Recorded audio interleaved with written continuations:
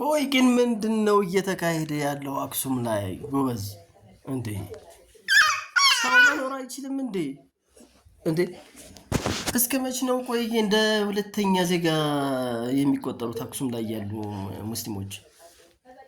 አክሱም፣ ጎንደር፣ ጎጃም ምናምን እንደዚህ አጼ ምናምን ያለበት እንዴ ለምንድነው ይሄ ነገር እንደዚህ የማይስተካከለው? ቆይ አረ ፕሊስ እየተሳሰብን አረ እንተሳሰብ እንዴ እንደዛ አይነት የሚያልፉ ልጆችን ፍቅር እናስተምር እንጂ ሰዎች እንዴ ሁሉም ሰው እኮ አንድ ነው የፈለገውን ሃይማኖት መከተል ይችላል እንዴ ለምንድን ነው ትምህርትን በሃይማኖት በዘር ምናምን ትምህርት ጋር አገናኝታችሁ መማር የሚፈልገን ማደግ የሚፈልገን ማወቅ የሚፈልገን የትምህርት ጥም ያለበትን ታዳጊ ህፃን ሁሉ የምታሸማቅቁት?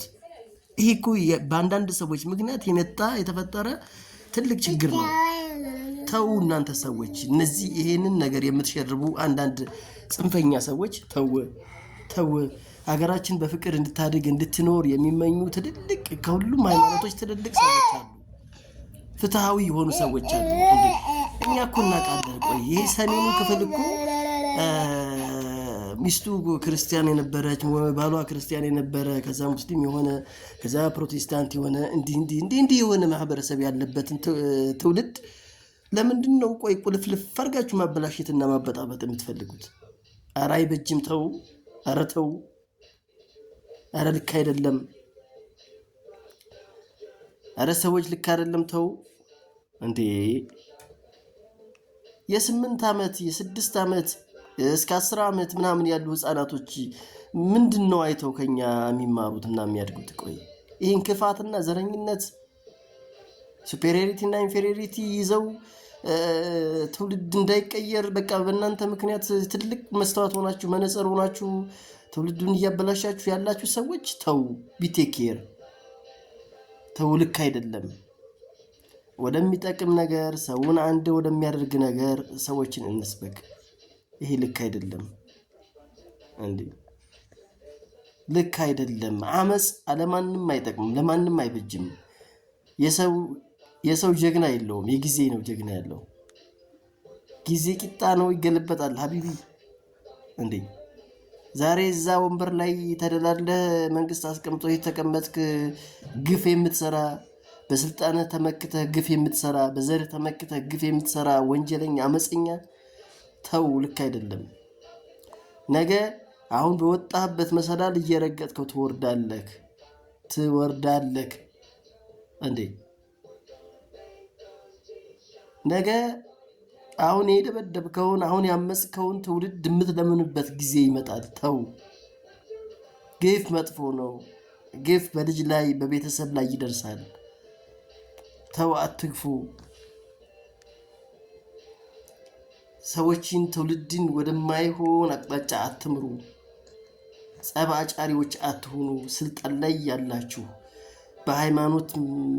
በሃይማኖት ምክንያት ሃይማኖትን ተገን አድርጋችሁ የምትሰሩ መንግስትን ተገን አድርጋችሁ የምትሰሩ ጽንፈኞች፣ በመንግስት ስም የምትነግዱ ሰዎች፣ በሃይማኖት ስም የምትነግዱ ሰዎች ተው። አይጠቅምም እንዴ! ትልልቅ ሰዎች የሃይማኖት መሪ ሆናችሁ የመንግስት መሪ ትልቅ ባለስልጣን ሆናችሁ ለሀገር ስትማሩ ቃል የገባችሁትን የካዳችሁ ሰዎች ለሀገር ለትውልድ ትጠቅማላችሁ ተብላችሁ ቦታ የተሰጣችሁ ሰዎች ትውልድን ለማበላሸት ትውልድን የማይሆን ነገር ለመቅረጽ ትነሳላችሁ።